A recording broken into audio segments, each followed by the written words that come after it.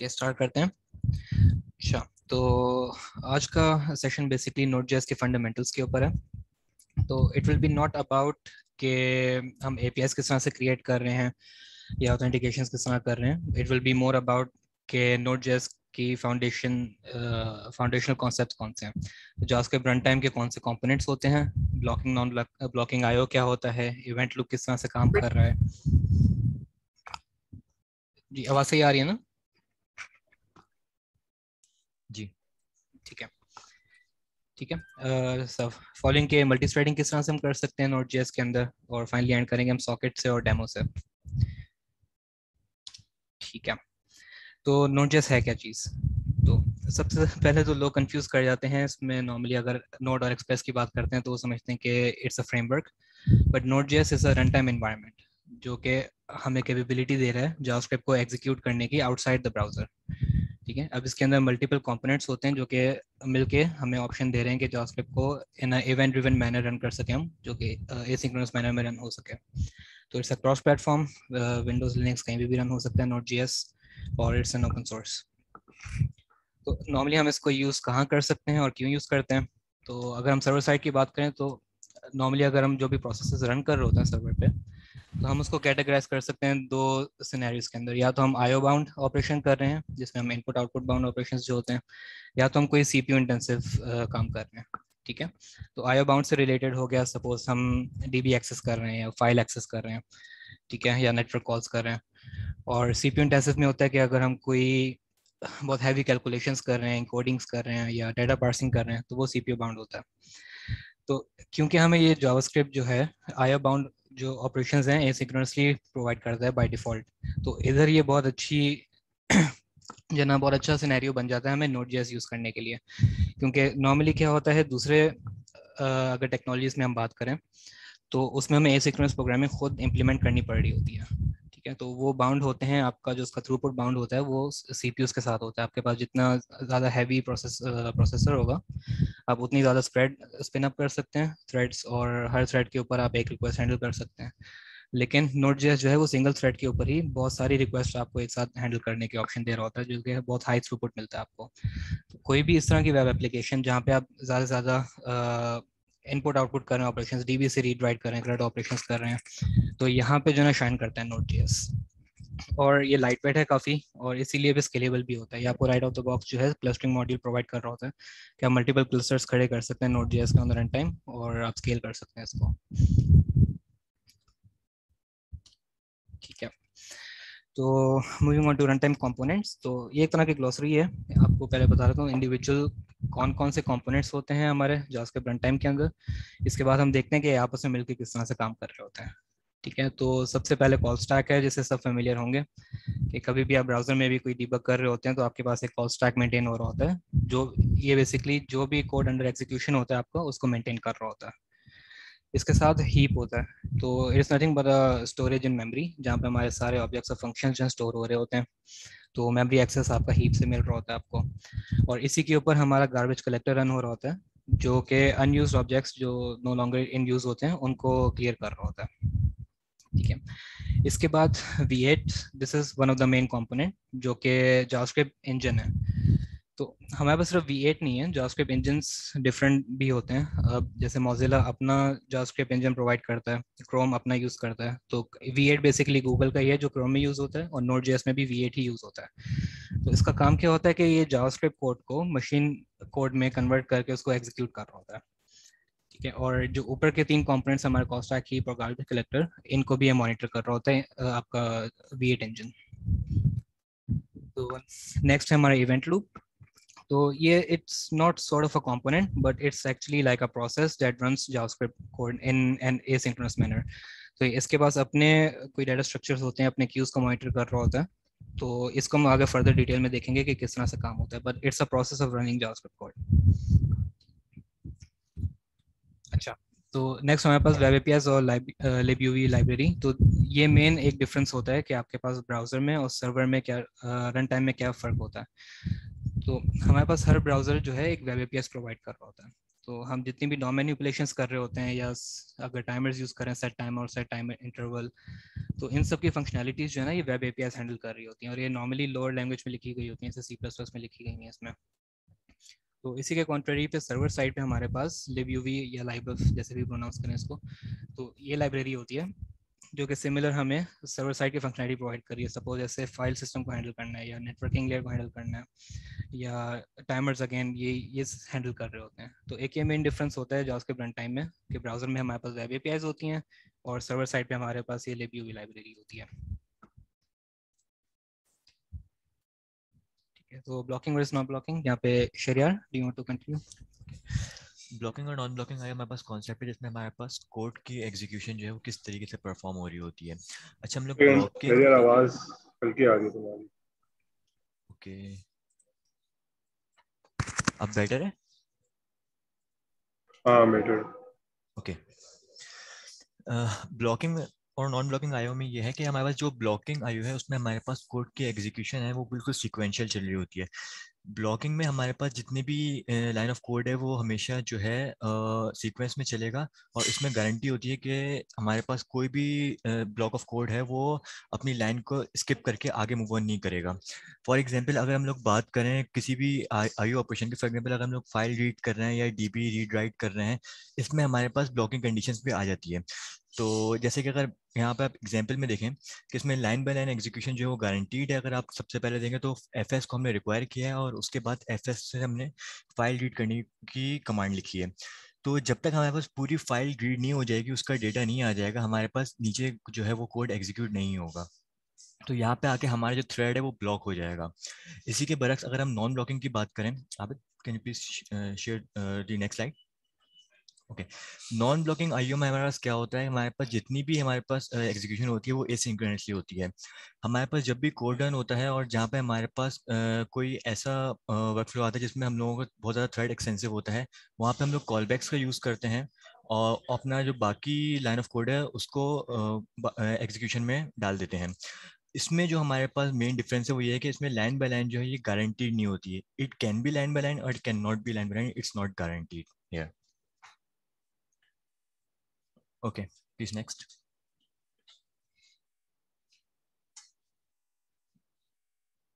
Abid? Sorry, I was on mute. Okay. अच्छा, तो ठीक है, तो यहाँ पे अगर हम मेन कॉन्सेप्ट देखें एसिंक्रोनस ऑपरेशन या नॉन ब्लॉकिंग आईओ में, तो हमारे पास कॉल बैक्स का जो कॉन्सेप्ट है ये बहुत इंपॉर्टेंट है, राइट? ये अपने सबने देखा ही होंगे, हम नॉर्मली प्रोमिसेस में या ऑब्जर्वेबल्स में उसमें यूज कर ही रहे होते हैं प्रोमिसेस में जो है कॉल बैक फंक्शंस। तो अब ये चलता किस तरह से है इवेंट लूप के साथ, तो हम इसको देख लेते हैं। तो ये मैं लिंक आपसे शेयर कर लूँगा, एक डेमोज यूआरएल है। ये अच्छी विजुअलाइजेशन आपको दे देगा कि किस तरह से इवेंट लूप काम कर रहा है। अच्छा, तो यहाँ पे वही कंपोनेंट्स हैं जो पहले आपको बताए थे, जैसे कॉल स्टैक है हमारा जहाँ पे कोड एंड एग्जीक्यूशन जो है मेंटेन हो रहा होगा।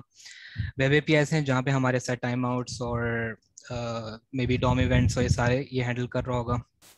और कॉल बैक क्यू जहाँ पे हमारे सारे कॉल बैक फंक्शन जो है ना क्यू अप हो रहे होंगे, ठीक है। और एक ये इवेंट लूप का प्रोसेस होता है, ये कंटिन्यूसली क्या कर रहा होता है, इस क्यू को मॉनिटर कर रहा होगा। तो यहाँ पे जो भी इवेंट इस क्यू में होगा उसको वो उठा के कॉल स्टैक में ऐड कर देगा फॉर एग्जीक्यूशन, ठीक है। तो अगर हम यहाँ पे कोड देखें लेफ्ट साइड पे, तो हमारे पास क्या हो रहा है, हमारे पास सबसे पहले एक क्लिक इवेंट जो है इस पे बाइंड हो रहा है बटन के ऊपर, ठीक है। उसके अंदर जो कॉल बैक है उसके अंदर सेट टाइम आउट है, देन कंसोल लॉग है simply, again console log statement है, सेट टाइम आउट है, देन अगेन कंसोल लॉग। तो इसमें कोई बता सकते हैं इसमें सीक्वेंस क्या होगी हमारे पास कंसोल लॉग की? सबसे पहले क्या हमारे पास प्रिंट आउट होगा और किस सीक्वेंस में प्रिंट आउट होंगे? सबसे पहले I guess console log hi print होगा, then I guess 13 line welcome to loop ये प्रिंट होगा, then you click the button and then last में क्लिक द बटन। ठीक है, तो अच्छा लेट्स से अगर मैं इस सेट टाइम आउट से ये टाइमर भी हटा देता हूँ, देन फर्स्ट हाई होगा, देन वेलकम टू लूप होगा, देन क्लिक द बटन होगा, क्योंकि आई गेस ये कॉल सेट टाइम आउट को कॉल बैक क्यू में डाल देगा और जब नॉर्मल एग्जीक्यूशन होगी उसके बाद ही आएगा, सपोज एग्जैक्टली दैट। बिल्कुल। तो ऐसे ही है, क्योंकि सेट टाइम आउट जो है ना उसको रेलीगेट कर देता है वेब एपीआईज पे। अच्छा, तो हम देखते हैं सीक्वेंशियली होगा क्या। सबसे पहले जब हमारा ये कोड रन होने जाएगा कॉल स्टैक के अंदर, तो V8 इंजन ये डिटरमाइन करेगा ये इधर ब्लॉकिंग है या नॉन ब्लॉकिंग है। ठीक है, अगर नॉन ब्लॉकिंग इवेंट है तो ये डेलीगेट कर देगा इसको वेब एपीआईज को। ठीक है, तो वेब एपीआईज अपने अंदर ये रजिस्टर कर लेगी इसका क्लिक इवेंट। और जब भी मैं क्लिक करूंगा तो इसका जो कॉल बैक फंक्शन है दिस वन, ये चला जाएगा आपके कॉल बैक क्यू के अंदर। तो इवेंट लूप उस फंक्शन को उठा के फिर कॉल स्टैक में ऐड करके इसको एग्जीक्यूट करेगा। अगेन V8 अब इस फंक्शन को देखेगा कि इधर दिस ये नॉन ब्लॉकिंग है या ब्लॉकिंग है। तो again this is set time out, तो उसमें भले टाइमर हो या ना हो, ये चीज सेट टाइम आउट जो है डेलीगेट हो जाएगा वेब एपीआईज के ऊपर। ठीक है, और जब इसका टाइमर खत्म होगा तो इसका जो कॉल बैक है जो कि टाइमर फंक्शन है ये रजिस्टर हो जाएगा क्यू के अंदर, और इवेंट लूप अगेन उसको कॉल स्टैक में डाल के इस फाइनली कंसोल लॉग को एग्जीक्यूट करेगी। ठीक है, तो सेम हमारे पास सिनेरियो बाकी सब लाइंस के लिए भी है। तो सबसे पहले ये डेलीगेट होगा, ये कॉल स्टैक में जाके एग्जीक्यूट हो जाएगा, ये डेलीगेट हो जाएगा, और फिर हमारे पास ये एग्जीक्यूट हो जाएगा। तो सीक्वेंस ऐसी रहेगी कि पहले हाई आएगा, फिर वेलकम टू लूप, फिर टाइमर के बाद क्लिक द बटन, और फिर जब हम क्लिक करेंगे तो फिर यू क्लिक द बटन। तो अब इसको हम रन करते हैं। सबसे पहले ये गया डेलीगेट हुआ, कंसोल लॉग हो गया, सेट टाइम आउट डेलीगेट हुआ, वेलकम टू लूप हो गया। अभी टाइमर जैसे ही मेरे पास खत्म होगा 5 सेकंड्स का, इसने time out function call back Q में डाला, उसने कॉल स्टैक में डाला और एग्जीक्यूट कर दिया। ठीक है, अब देखें तो ये एक क्लिक इवेंट यहाँ पे रजिस्टर्ड है। तो अगर मैं इसको क्लिक करता हूँ तो उसने वही कॉल बैक यहाँ पे डाला, सेट टाइम आउट आ गया था, इससे दोबारा डेलीगेट हुआ है, क्यू में गया, और फिर इवेंट लूप ने उसको पिक करके कॉल स्टैक में डाला है और फिर एग्जीक्यूट हो गया। तो यहाँ तक क्लियर है? कोई क्वेश्चंस हैं? अभी तक मेरा एक क्वेश्चन है इसमें, अगर हम प्रॉमिस का केस लेते हैं तो उस केस में क्या होगा? क्योंकि देखिए फैच, अगर मैं एग्जांपल लूँ, फैच की सेट टाइम आउट है, जैसे सेट टाइम इंटरवल है, ये सारे जो है पार्ट है उसके आपके वेब के पार्ट है। तो ये सारे जो है वो आपके वेब एपीआई एनवायरनमेंट्स में इनका काम हो रहा होता है, कॉल स्टैक में नहीं हो रहा। तो उस प्रॉमिस के केस में क्या होगा? लेट्स सपोज हम सेट टाइम आउट को 9 से वॉइस नॉइज आ रही है, नॉइज आ रही है, वॉइस नहीं आ रही। सॉरी, अब आ रही है? अभी कुछ बेहतर है जी। अच्छा, तो मैंने जो बोला है वो समझ आया था आपको? ये वापस रिपीट करूं? रिपीट करो तो अच्छा है थोड़ी थोड़ी चीज समझ आई थी। अच्छा, ठीक है। अच्छा, मैं ये बोल रहा था कि जैसे हम प्रॉमिस के केस में इसमें क्या होगा? जैसे हमारे पास फैच, अगर हम एपीआई कॉल कर लें लेट्स सपोज, तो उस केस में क्या होगा? तो प्रोमिसेस और जो बेसिकली अगर आप फैच एपीआई की बात कर रहे हैं तो जो भी आपकी नेटवर्क कॉल्स होती हैं वो भी वेब एपीआई ही हैंडल कर रही होती हैं। तो सपोज आपने अगर कोई फैच का फंक्शन कॉल किया ना तो वो अगेन डेलीगेट हो जाता है वेब एपीआई पे। अब जैसे ही वो उसका रिस्पांस वापस आएगा ना तो वो उसका कॉल बैक दोबारा क्यू में ऐड कर देगा और फिर वो एग्जीक्यूट हो जाएगा।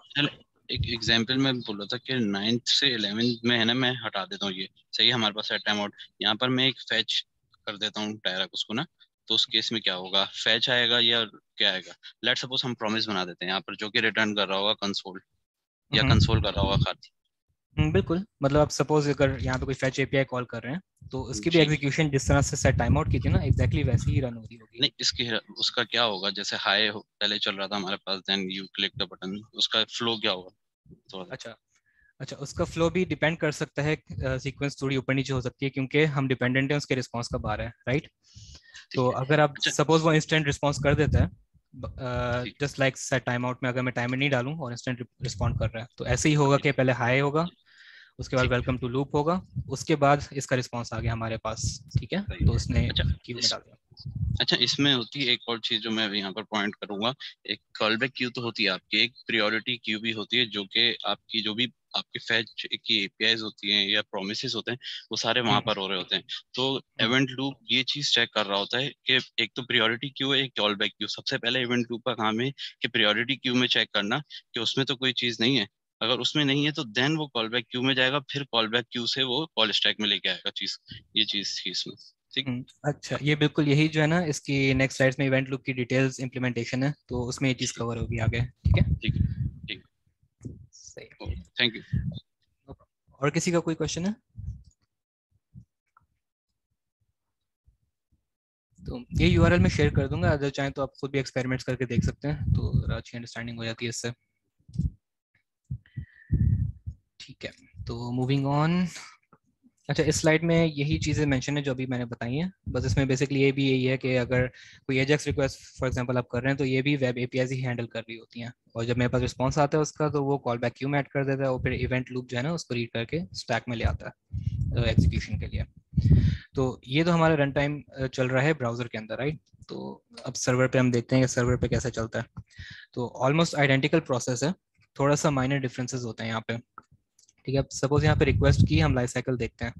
अब मैंने कोई सपोज एक नोड एक्सप्रेस की एक एप्लीकेशन बनाई हुई है जिसमें मेरा एक एंड पॉइंट मैंने जो है ना एक्सपोज किया हुआ है, तो अब उस पर मेरे पास एक रिक्वेस्ट आई है क्लाइंट की तरफ से। तो वो जो है पहले इंजन के थ्रू होते हुए सबसे पहले वो क्यू में ऐड होती है, ठीक है। तो इसी क्यू के ऊपर इवेंट लूप उसको मॉनिटर करके उसको फेच करके कॉल स्टैक में लेकर आएगा। अगेन अगर वो देखेगा कोई इस तरह का एसिंक्रोनस ऑपरेशन है तो वो उसको डेलीगेट कर देगा libUV लाइब्रेरी के ऊपर, ठीक है। अगर कोई फाइल रीड कर रहे हैं, डेटाबेस क्यूरी कर रहे हैं, तो इस तरह से वो डेलीगेट हो जाएगी। और अगेन उसका जो कॉल बैक होगा वो अगेन टास्क क्यू में रजिस्टर हो जाएगा और इवेंट लूप दोबारा उसको पिक करके एग्जीक्यूट करेगा और यहीं से उसका रिस्पॉन्स जो है वो हम वापस क्लाइंट को सेंड कर देंगे। तो बस एक ये माइनर डिफरेंस होता है कि हमारे पास जितनी भी आईओ रिक्वेस्ट आ रही होती हैं वो सबसे पहले क्यू अप हो रही होती हैं और डायरेक्ट कॉल स्टैक में नहीं जा रही होती, वो यहाँ पे क्यू में जाती हैं और फिर यहाँ से क्यू से पुल होती हैं वो। तो एक ये डिफरेंस है। भैया आप इस बात को दोबारा रिपीट करते हो, आपकी आवाज थोड़ी मूव हो गई थी, स्टार्ट हो गई। हाँ, अभी आ रही है सही आवाज? हाँ बेहतर। अच्छा, मैं लास्ट ये बता रहा हूँ, जो डिफरेंस मेन था इसके अंदर वो ये है कि जब आपके पास रिक्वेस्ट आ रही होती हैं यहाँ पे तो वो सबसे पहले क्यू अप होती हैं, टास्क क्यू में ऐड होती हैं और यहाँ से फिर पुल होती हैं कॉल स्टैक के अंदर। जैसे हमने ब्राउजर में देखा था कि हमारे पास जो भी कोड एग्जीक्यूट हो रहा होता है वो डायरेक्ट कॉल स्टैक में जाता है और वहां से ब्रेकअप होता है, राइट। बट यहाँ पे हमारे पास जो रिक्वेस्ट आ रही होती है वो सबसे पहले क्यू अप होती हैं और फिर यहाँ से इवेंट लूप उसको पुल करके एग्जीक्यूट करता है। तो एक ये माइनर डिफरेंस है। ये जो क्यू में पुल अप हो रही होती है ये इनरिस्पेक्टिव ऑफ ब्लॉकिंग है या नॉन ब्लॉकिंग है, ये सारी इसमें पहले पुल अप होती है? हाँ, बेसिकली यहीं से जो भी रिक्वेस्ट आई, अब सपोज यहाँ से जब पुल हुई है, अब कॉल स्टैक में जाके यहाँ पे वो डिसीजन लेते हैं कि ये ब्लॉकिंग है या नॉन ब्लॉकिंग है। तो अगर तो नॉन ब्लॉकिंग होता है ना तो वो डेलीगेट होके कॉल स्टैक से निकल जाती है, ठीक है, और वो डेलीगेट हो जाता है टास्क। और अगर तो ब्लॉकिंग है तो वो यहीं पे एग्जीक्यूट हो रहा होता है। अच्छा तो मतलब मैं इससे ये पूछना चाह रहा हूँ कि हमें यहाँ पे टास्क क्यू की जरूरत क्यों पड़ रही है, मतलब ये काम कॉल स्टैक में भी तो हो रहा था। अब जब हमने कोई एसिंक्रोनस ऑपरेशन डेलीगेट किया है तो हाँ। How can I let the system know कि मुझे जो है मेरा काम खत्म हो गया और अब मुझे इसका जो रिजल्ट है मुझे वो एग्जीक्यूट करना है, जस्ट लाइक कॉल बैक्स जो है। अब जैसे मैं फाइल रीड कर रहा हूँ, ठीक है, तो मैं जो है जावास्क्रिप्ट से बोलता हूँ मैं फाइल रीड करो और जब फाइल रीड हो जाए तो मेरा एक कॉल बैक फंक्शन है ये एग्जीक्यूट कर देना, ठीक है। तो जब मेरी फाइल रीड का तो काम मैंने डेलीगेट कर दिया हुआ है libUV लाइब्रेरी को, ठीक है, वो एक अलग थ्रेड में हो सकता है पॉसिबली उसको रन कर रहा हो। तो जब वो खत्म कर लेगा टास्क तो उसको अब एग्जीक्यूट करना है कॉल बैक, राइट। सही है। तो कॉल बैक एग्जीक्यूट करने के लिए उसका जो प्रोसेस है वो यही है कि उसको क्यू अप कर देता है उस कॉल बैक को, क्योंकि मेरे पास एक रिक्वेस्ट नहीं, मेरे पास मल्टीपल रिक्वेस्ट हैं, उस सब किस तरह से कॉल बैक्स हो रहे होंगे, टाइमर्स चल रहे होंगे या और कोई आईओ ऑपरेशंस चल रहे होंगे। तो सारे टास्क इस तरह से यहाँ पे क्यू अप होते जाएंगे और फिर इवेंट लूप उसको 1 बाय 1 करके पुल करके एग्जीक्यूट पे कर रहा होगा। ठीक है, थैंक यू। ठीक है, अच्छा, तो हाँ, अब इवेंट लूप के भी बेसिकली इंटरनल फेजेस होते हैं डिफरेंट, ठीक है। और हमने यहाँ पे देखा जैसे ये बताए थे कि एक डिफरेंट क्यू भी होती है, हमारे पास प्रायोरिटी क्यू होती है। तो इस तरह से हमारे पास ज़रूरी नहीं कि एक ही क्यू हो यहाँ पे। अच्छा, ये डिपेंड करता है इम्प्लीमेंटर के ऊपर। अब V8 जो है नॉर्मली आपको इवेंट लूप की एक इम्प्लीमेंटेशन देता है डिफॉल्ट, लेकिन जो भी इसको इम्प्लीमेंट कर रहा होता है, सपोज अगर क्रोम इम्प्लीमेंट कर रहा है इवेंट लूप या नोड जैसे इम्प्लीमेंट कर रहा है, तो वो अपने हिसाब से इसको इम्प्लीमेंट करते हैं और ट्वीक कर सकते हैं। तो ये जो पर्टिकुलर एग्जांपल है ये Node.js की है। तो यहाँ पे जो है ना वो अपनी टाइमर्स की क्यू सेपरेट मेंटेन रख रहा होता है, ठीक है, आईओ कॉलबैक की क्यू सेपरेट रख रहा होता है। इस तरह से ना इसके पास डिफरेंट क्यूज होती हैं और इसका एक अपना मैकेनिज्म होता है कि उनको किस प्रायोरिटी के ऊपर कौन सी क्यू को पहले खाली करना है। तो इस इवेंट लूप का समझ लें एक ये बड़ा सा वाइल्ड ट्रू का लूप चल रहा होता है जिसके अंदर ये सारे प्रोसेस होंगे। सबसे पहले जो है ना वो टाइमर्स को चेक करेगा, जो भी सेट टाइम आउट या सेट इंटरवल के कॉल बैक्स हैं उनको एग्जीक्यूट करेगा। फिर जो भी आईओ के कॉल बैक्स हैं उनको जो है चेक करेगा। ठीक है, उनको एग्जीक्यूट करेगा। फिर कुछ इसके इंटरनल प्रोसेसेस के लिए होते हैं, ये आइडल प्रिपेयर का फेज होता है, पोलिंग फेज होता है। पोलिंग में बेसिकली आपके जो नए इनकमिंग कनेक्शंस आ रहे होते हैं वो उनको रीड कर रहा होता है, फिर फाइनली चेक और क्लोज बैक। और इस पूरे प्रोसेस को हम कहते हैं एक टिक भी कहते हैं, कि सपोज ऐसे सेट टाइम आउट था, मैंने उसमें कोई टाइमर नहीं दिया और इसको एग्जीक्यूट कर दिया, ठीक है। तो जब ये मेरा एक पूरा टिक कंप्लीट हो जाएगा, मतलब एक पूरा साइकिल कंप्लीट हो जाएगा, तो नेक्स्ट टाइमर्स के फेज में वो मेरा सेट टाइम आउट का फंक्शन कॉल हो जाएगा। तो ये एक पूरा प्रोसेस चल रहा होता है इवेंट लूप इस तरह से।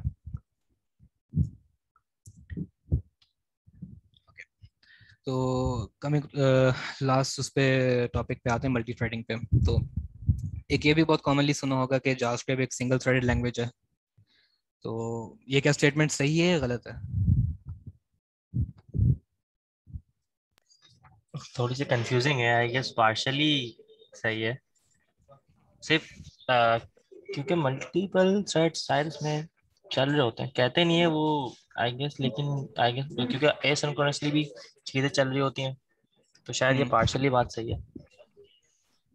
एक तरह से करेक्ट आंसर ये है, क्योंकि देखें लैंग्वेज कभी सिंगल थ्रेडेड नहीं हो सकती। हम उसको लैंग्वेज को सिंगल थ्रेड में रन करें या मल्टीपल थ्रेड में रन करें, ये हमारे ऊपर है।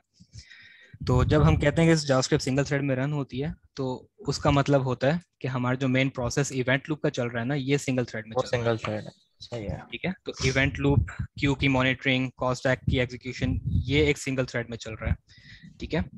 और जो बाकी जैसे libUV लाइब्रेरी है या वेब एपीआईज हैं, वो ज़रूरी नहीं है, लेकिन पॉसिबली वो अलग थ्रेड भी मेंटेन रख रहे होते हैं अपने, और वो अपने फंक्शन अलग थ्रेड में कर सकते हैं, ठीक है। सही है। तो अच्छा, तो हमें मल्टी थ्रेडिंग की ज़रूरत पड़ती कब है? ठीक है, तो अब जैसे बिल्कुल रिकॉल करें स्टार्ट में कि हमने बताया था कि आईओ बाउंड ऑपरेशंस हमारे पास बाय डिफॉल्ट एसिंक्रोनस होते हैं, राइट। तो उसके अंदर हमारी जो एग्जीक्यूशन है वो ब्लॉक नहीं होती है। लेकिन अगर हम कोई सीपीयू इंटेंसिव टास्क कर रहे हैं, जो कि बहुत बड़ा टास्क है, सपोज के हम कोई कैलकुलेशन कर रहे हैं, लेट्स से फिबोनाची सीरीज कोई कैलकुलेट कर रहे हैं, ठीक है, बहुत बड़े नंबर की, तो उसमें सीपीयू में काफ़ी टाइम लगेगा एग्जीक्यूट होने में, राइट। तो अगर हम दोबारा एक सेकंड में स्लाइड पे आऊँ, तो वो मेरे पास ब्लॉकिंग फंक्शन आ गया कॉल स्टैक के अंदर, ठीक है। अब उसको रन होने में सपोज 2 मिनट लग रहे हैं। तो जब तक वो पूरे 2 मिनट ये रन कर रहा होगा, मेरा कॉल स्टैक से रन हो रहा होगा वो, तो तब तक बाकी सारी एग्जीक्यूशन मेरी ब्लॉक हुई हुई होगी। जितने भी यहाँ पे मेरी रिक्वेस्ट क्यू अप हो रही हैं, वो इवेंट लूप उनको प्रोसेस ही नहीं कर रहा, क्योंकि वो बिजी है मेरा कोड एग्जीक्यूट करने में सीपीयू बाउंड को। तो यहाँ पे हम कहते हैं इसको कि हमने मेन थ्रेड, जो जावास्क्रिप्ट का मेन थ्रेड है, हमने उसको ब्लॉक कर दिया। तो अगर आप ब्राउजर पे भी देखें, अक्सर आपने कोई लॉन्ग रनिंग कोड देखा हो, तो पूरी एग्जीक्यूशन क्या पूरा पेज तक हो जाता है, ठीक है। नॉट रिस्पॉन्सिव का वो भी आ जाता है, आपको मैसेज भी आ जाता है क्रोम का। इसलिए होता है कि वो जावास्क्रिप्ट उसको रन करने में बिजी हो जाता है, और उसके पास इवन के जो 60 फ्रेम ऑफ फिक्स क्या होता है वो 60 FPS जो उसको मेंटेन रखने होते हैं, हाँ, वो भी नहीं रख पा रहा होता, और वो पूरा हैंग हो जाता है।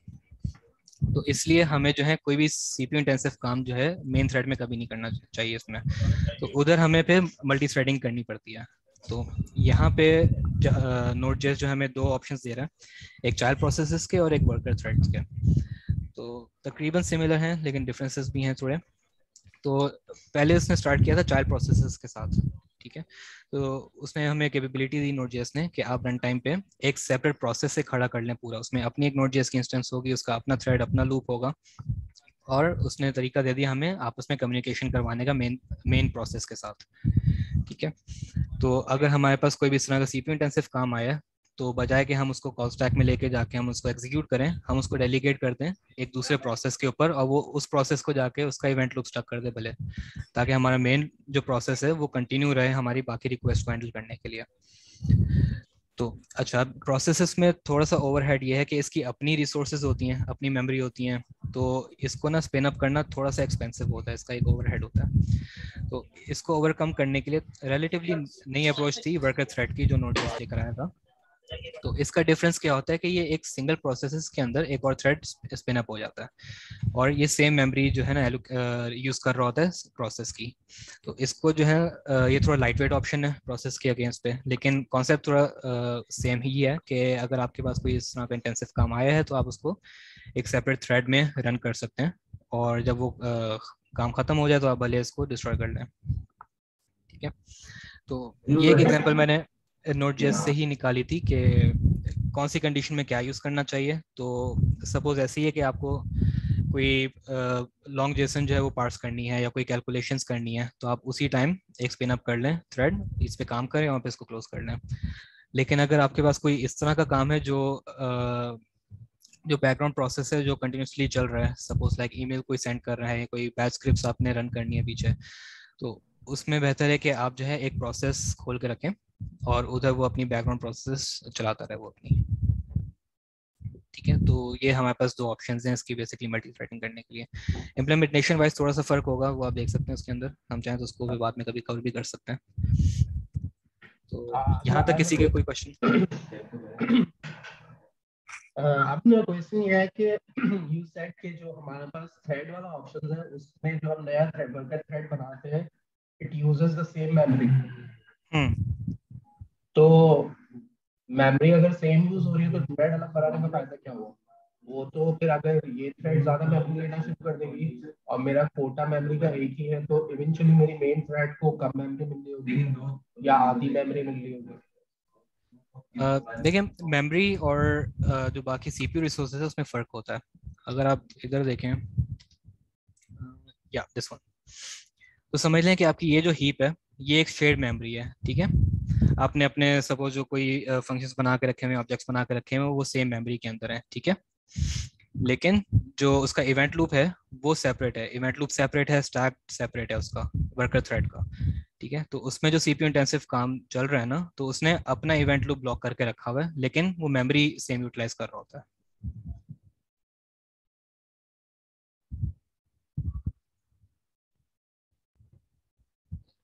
क्लियर हुआ इससे? मेमोरी तो प्रोसेस ने ली हुई है ना, तो प्रोसेस सीपीयू से मेमोरी लेता रहेगा जब तक जरूरत होगी, जो भी थ्रेशोल्ड है मेमोरी का। तो ये हीप की जो मेमोरी होती है it's just for storage I guess, but processing के लिए यूज नहीं होती। आवाज थोड़ी कम आई है। आवाज क्लियर नहीं आ रही। आई एम आस्किंग कि तो अगर हम लोग प्रोसेसिंग के लिए सिर्फ सीपीयू रिसोर्सेज यूज कर रहे हैं और स्टोरेज के लिए हम लोग हीप यूज कर रहे हैं, इसका मतलब ये हुआ?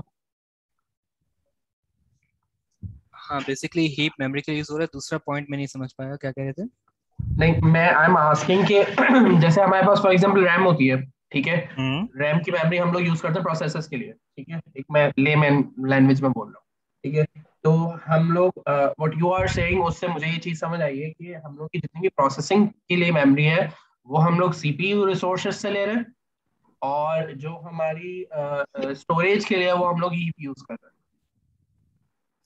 देखें, हीप जो है वो बेसिकली आपकी रैम या मेमोरी का ही पार्ट है। ठीक है, जब आप प्रोसेसेस वो सीपीयू की बात कर रहे हैं ना, तो वो थ्रेड्स की बात आ जाती है कि आपके पास हर सीपीयू सपोज एक थ्रेड अगर मेंटेन रख रहा है प्रोसेसिंग करने के लिए, तो वो हर वर्कर थ्रेड का एक अपना अपना उस पर एलोकेटेड है हर थ्रेड पे, और इंटर्न आपके हर सीपीयू पे वो एक बाइंडेड है।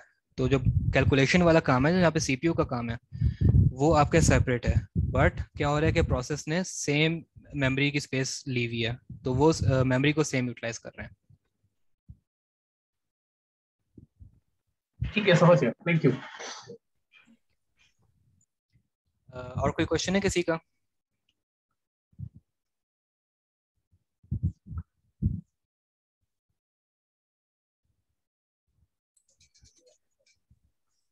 अगर नहीं है तो फिर यहाँ से मैं हैंड ओवर करता हूँ शहरियार को। Yes, sure. Can I share my screen? Stop share. Yes.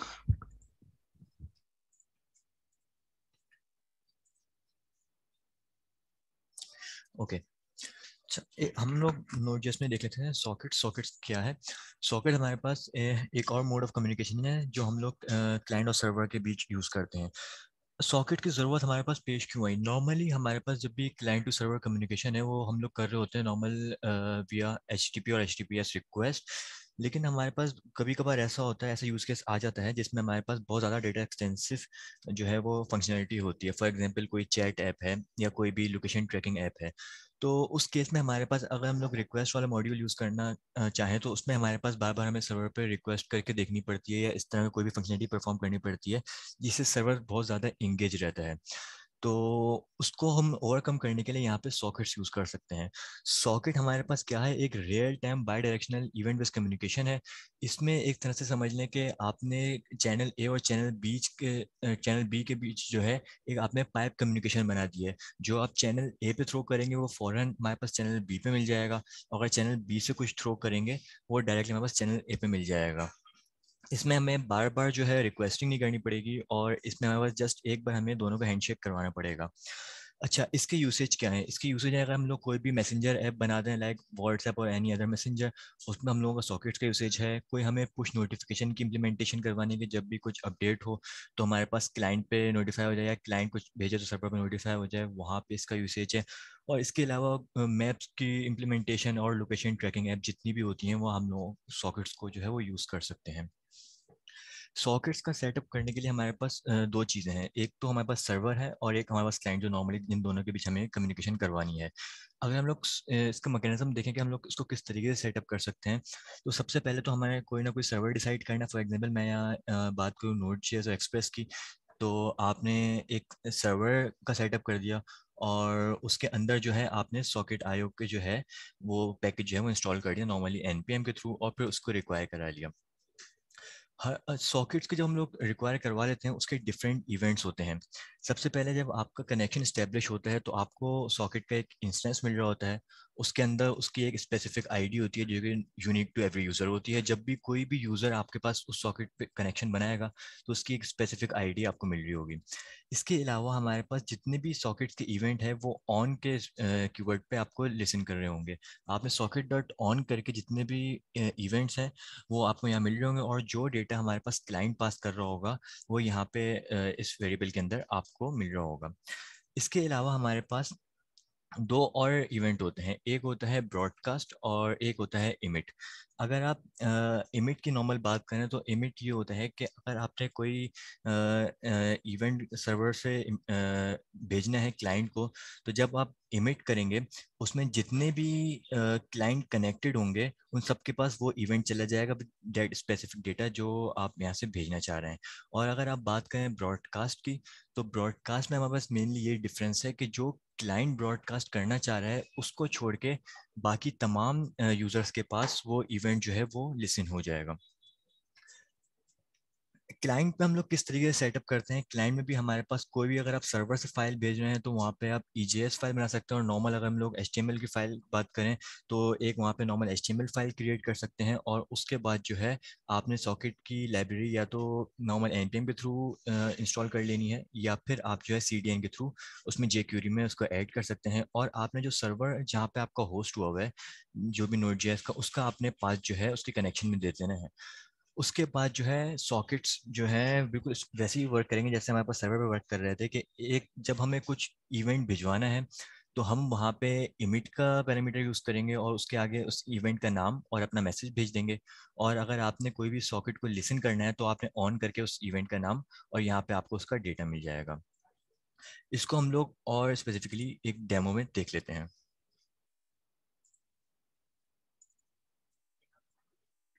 Okay, ये मेरे पास एक सिंपल Node.js की ऐप है, इसमें एक्सप्रेस इंस्टॉल्ड है।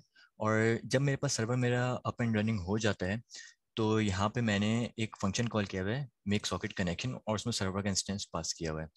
अगर आप लोग इस पर गौर करें तो यहाँ पे मैंने जो आईओ इंस्टेंस था सॉकेट से निकाला हुआ है और उसमें अपना सर्वर कनेक्शन पास किया हुआ है। और उसके बाद जो भी मेरे पास यूज़र कनेक्ट होगा उसका मैंने यहाँ कंसोल कराया हुआ है कि कोई यूज़र कनेक्ट हुआ है, डिस्कनेक्ट हुआ, उसके डिस्कनेक्ट का कंसोल कराया हुआ है। और एक डिफ़ॉल्ट जो भी यूज़र आ रहा है उसका एक एनोनिमस नेम रखा हुआ है। और इसके अलावा ये डिफरेंट इवेंट्स हैं। एक इवेंट, अच्छा मैं यहाँ स्पेसिफिक बात कर रहा हूँ एक चैट ऐप की। अगर मैं एक चैट ऐप बनाऊँ तो उसके लिए मुझे क्या क्या चाहिए होगा। चैट ऐप बनाने के लिए मुझे कोई अगर बंदा नया मैसेज भेजता है तो उसका इवेंट चाहिए। अगर कोई बंदा उस अपनी चैट में यूज़र नेम चेंज करता है उसका इवेंट चाहिए। और इसके अलावा एक और एक्स्ट्रा मैंने पैरामीटर रखा हुआ है ब्रॉडकास्ट का, जो कि टाइपिंग। अगर हम लोग व्हाट्सएप वगैरह की एग्जांपल लें तो जब भी कोई टाइप कर रहा होता है तो हमारे पास लिखा आ रहा होता है ABC या जो XYZ जो भी नाम है वो टाइप कर रहे हैं। तो ये स्पेसिफिक मुझे तमाम यूजर्स को भेजना है सिवाय उस पर्टिकुलर पर्सन के जो कि हमारे पास टाइप कर रहे हैं। अब इसकी ही अगर हम लोग क्लाइंट साइड बात करें तो मैंने यहाँ पे एक इंडेक्स की फाइल बनाई है जो कि मेरी चैट जेएस को एक्सपेंड कर रही है, और चैट जेएस के अंदर मैंने एक सॉकेट कनेक्शन बना लिया अपने सर्वर से और डिफरेंट इवेंट्स यहाँ लिसन करवा दिए है। सबसे पहले कि अगर मैं कोई मैसेज जो है वो सेंड करूँ तो वो एक नया सॉकेट इमिट करे मुझे न्यू मैसेज का इवेंट, और उसमें जो मैं मैसेज टाइप करूँ वो सेंड हो जाए। और इसी तरह अगर मुझे कोई न्यू मैसेज लिसन हो तो एक मेरी HTML जो है वो अपेंड हो जाए और उस सॉकेट के डेटा मैसेज के साथ। और तीसरा है जो कि अगर हम लोग कोई भी यूज़र नेम जो है वो टाइप करें और उसमें सेव करें तो मेरे पास यहाँ से इवेंट इमिट हो जाए चेंज यूज़र नेम का। यहाँ पे मैं 2 इंस्टेंस खोल लेता हूँ। अब जैसे ही मैंने उसको लोड किया तो अगर सर्वर पे कंसोल देखा जाए तो मेरे पास न्यू कनेक्शन के कंसोल्स आ गए हैं कि आपका न्यू यूज़र जो है वो कनेक्ट हो गया है और इसकी स्पेसिफिक कोई ना कोई ये आईडी है जो कि यूनिक है। फॉर एग्जांपल मैं यहाँ पे इसका चेंज इवेंट का नाम, चेंज यूज़र नेम का इवेंट यहाँ से इमिट करता हूँ test1 and here I am typing test2। अब मैंने 2 यूज़र स्पेसिफिक सर्वर बना दिए हैं, एक का नाम test1 रख दिया है और एक का नाम test2। तो यहाँ पे जब क्लाइंट से वो इवेंट इमिट हुआ है तो यहाँ चेंज यूज़र नेम का इवेंट यहाँ पे लिसन हुआ है और उसने जो भी स्पेसिफिक सॉकेट कनेक्शन था उसका यूज़र नेम इन दोनों के स्पेसिफिक जो पर्टिकुलर यूज़र नेम्स थे उसको लाके ओवरराइट कर दिया है। अच्छा, अब यहाँ से अगर मैं टाइप करूँ हे तो यहाँ पे हमारे पास लिसन हो गया डिफरेंट कनेक्शन पे कि यूज़र 2 ने आपको एक मैसेज जो है वो सेंड किया है।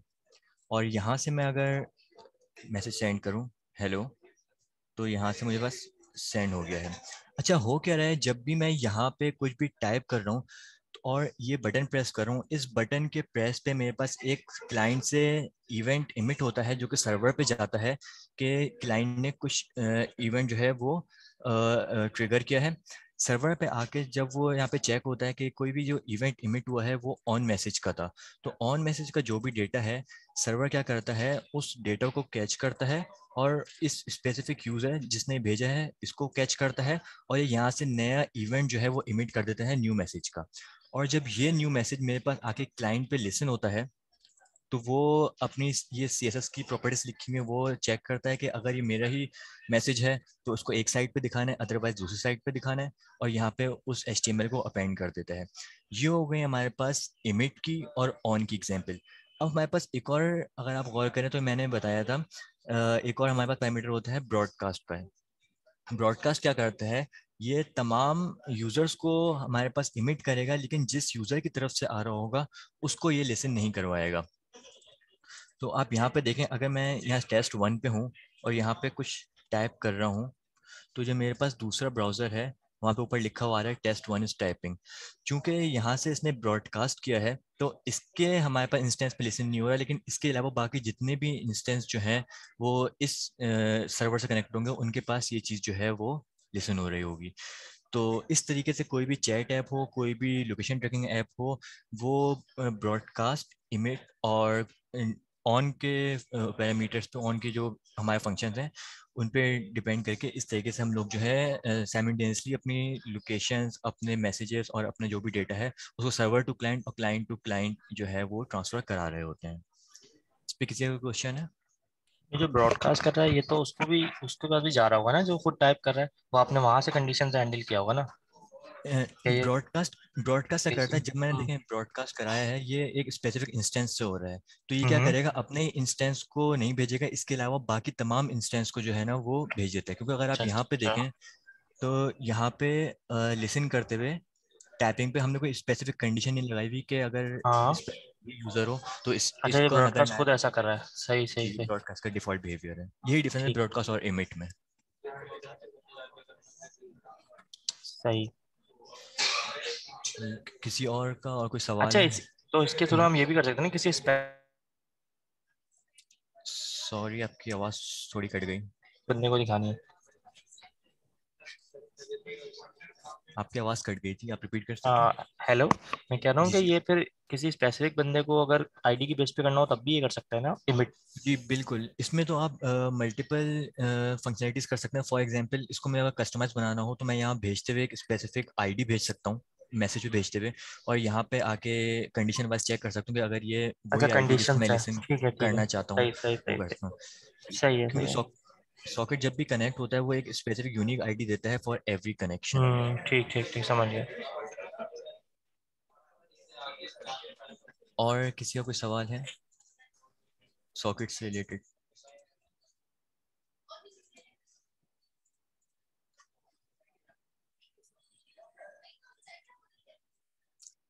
ओके यार मेरा एक क्वेश्चन है, जी जी। सॉकेट से रिलेटेड तो नहीं है, ये ओवरऑल नोड जेएस से मुतालिक है कि हम ये कहते हैं ना कि कोई एप्लीकेशन ऐसी हो जिसमें आपको हाई इनपुट आउटपुट रिक्वायरमेंट हो तो वहाँ पे आप नोड जेएस यूज़ करें, राइट? जी due to its non blocking nature. तो बिल्कुल। मेरा सवाल ये है कि यार जो बाकी लैंग्वेजेस हैं, लेट्स से मैं अगर वेब सर्वर बनाता हूँ जावा में या पाइथन में, तो वहाँ पे भी जो हमारे पास इसका जो भी वेब इंटरफेस होगा वो भी तो नॉन ब्लॉकिंग होगा वहाँ पे भी वो सिंक्रोनस तो नहीं होंगी ना वो एपीआई एंडपॉइंट्स या जो भी लिसन कर रहे हैं। तो क्या नोड जेएस में क्या ऐसी चीज़ है जो इसको बाकी उनसे बेहतर बनाती है इन दीज सिनेरियोज? कुछ बैकएंड्स हमारे पास सर्वर्स ऐसे हैं जो ब्लॉकिंग आईओ पे डिपेंडेंट है, उनको नॉन ब्लॉकिंग करने के लिए डिफरेंट मैकेनिज्म करने पड़ते हैं, लेकिन नोड जो है जो बाय डिफॉल्ट हमारे पास ये फीचर दे रहा होता है। इसके अलावा और इसके मल्टीपल फीचर जैसे कि थ्रेडिंग की बात हुई है और एक ही सॉकेट्स हैं, इस तरह के और डिफरेंट फीचर्स हैं जिसकी वजह से जो है हम लोग जो है इसकी तरफ मूव ऑन कर रहे होते हैं कि जहाँ भी बहुत ज़्यादा डेटा इंटेंसिव जो हमारे पास फंक्शनलिटी हो रही होती है। अगर आप चैट ऐप की बात कर रहे हैं या ट्रैकिंग की, तो नॉर्मली वहाँ प्रेफर यही किया जाता है कि कोई भी एक ऐसा सर्वर लगाएं जो नॉन ब्लॉकिंग आईओ को सपोर्ट करता हो। तो वहाँ पे node JS light weight and most extensive to data जो है वो आ रहा होता है सीएस को प्रेफर किया जाता है। अच्छा, सो आई अज्यूम कि लेट्स से कोई पाइथन या जावा का कोई सर्वर है तो उस पे जो हमारे पास जो भी लेट्स से के न्यू इनकमिंग कनेक्शंस के जो भी लिसन कर रहा होगा एंड पॉइंट वो ब्लॉकिंग होगा बाय डिफॉल्ट, हमें अलग से उसको नॉन ब्लॉकिंग बनाना पड़ता है। बिल्कुल ऐसे ही है। ऐसा? इसको मैं आंसर करता हूँ कि अच्छा नॉर्मली अगर आप दूसरी टेक्नोलॉजीज में देखें ना तो कॉमनली ऐसा होता है कि जब एपीआईज आप लिख रहे हैं ना तो जब कोई रिक्वेस्ट आती है तो उसको एक थ्रेड असाइन हो जाता है, ठीक है? तो अगर आपके पास 10 रिक्वेस्ट आई हैं तो आपके 10 थ्रेड्स खुल जाते हैं और हर थ्रेड जो है वो एक रिक्वेस्ट को हैंडल कर रहा होता है, ठीक है? और वो एक सही रिक्वेस्ट जो होती है ना वो ब्लॉकिंग होती है, तो जब तक सही वो सही। मेरा रीड नहीं कर लेता ना तब तक वो वेट कर रहा होता है थ्रेड। तो अब यहाँ पे प्रॉब्लम क्या आती है कि ये हम लोग बाउंड हो गए हार्डवेयर से, राइट? अब सपोज मेरे पास जो है 4 कोर का सीपीयू है, ठीक है, और मैंने 4 थ्रेड खोल दिए हैं। इसके ऊपर मैं एक ना लिमिटेड नंबर ऑफ थ्रेड्स और खोल सकता हूँ क्योंकि वो और उससे ना परफॉर्मेंस डाउन हो जाना शुरू हो जाती है। तो नोड सही है। जेएस में क्या होता है, बाय डिफॉल्ट आपको एक ही थ्रेड के अंदर सारी एग्जीक्यूशन मिल रही होती है नॉन ब्लॉकिंग वे के अंदर, तो इसलिए जो है ना हमारा हाई थ्रूपुट मिल जाता है इसके अंदर बहुत ज्यादा। तो ये सेम चीज आप वहाँ पे भी दूसरी टेक्नोलॉजीज में ऑफकोर्स कर सकते हैं, लेकिन आपको जो है ना बाय डिफॉल्ट नहीं मिलता, वो फिर इंप्लीमेंट आपको करना पड़ता है।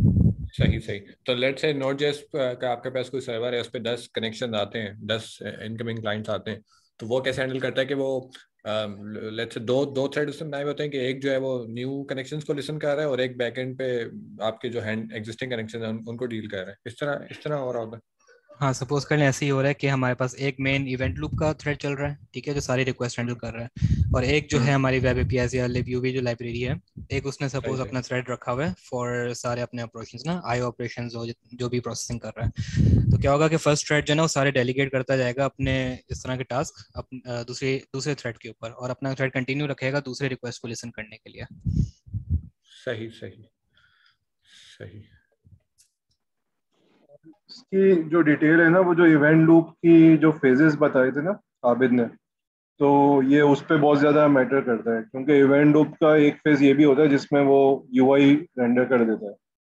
तो इवन दो कॉल स्टैक में प्रायोरिटी किसी और चीज़ की होगी, लेकिन वो कुछ इवेंट्स को एक इवेंट लूप के फेज की वजह से ज़्यादा प्रायोरिटी दे देगा। तो आबिद अगर तुम वो स्लाइड खोल लो ना वापस जिसमें फेजेस दिखाए हुए हैं, उससे भी थोड़ा सा आइडिया हो जाएगा। हाँ एक सेकंड में शेयर करूँ स्क्रीन।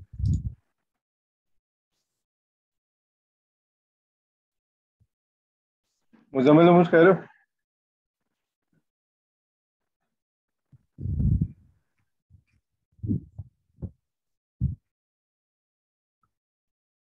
तो इवेंट लूप के जो मल्टीपल फेजेस है ना, तो ये इम्प्लीमेंटेशन सिर्फ नोड जेएस की थोड़ी सी डिफरेंट होती है, जिसकी वजह से वो यूआई रेंडरिंग और कुछ ऐसी चीज़ें जो है ना, इसके स्पेशल फंक्शंस भी होते हैं, जैसे प्रोसेस टिक है, एक फंक्शन होता है नोड.जेएस का अपना, तो वो हर इवेंट फेस पे चलता है।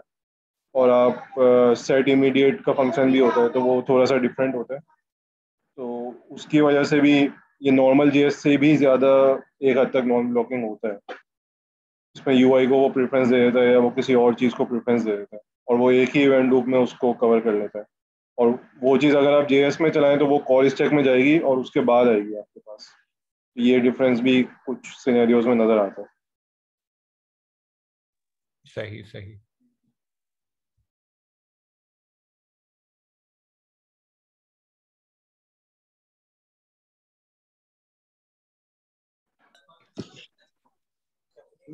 किसी और का कोई कमेंट है या कोई क्वेश्चन है?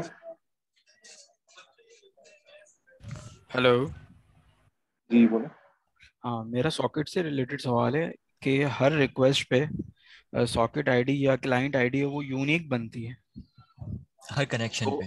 हर कनेक्शन पे। अच्छा, फॉर इंस्टेंस मुझे अगर इस कनेक्शन को अपने डेटाबेस के साथ लिंक करना है या मुझे यूजर को टैग करना है, तो हर रिफ्रेश पे ये कनेक्शन तो न्यू बना देगा, इसी तरह होगा ना?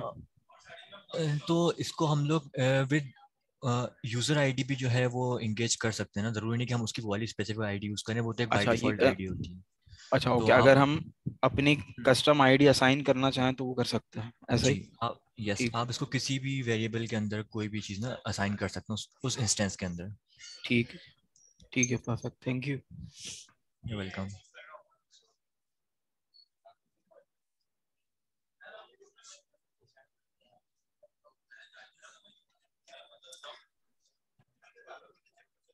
साद भाई आई थिंक यहाँ पे सही है। आई थिंक किसी और का कोई क्वेश्चन है?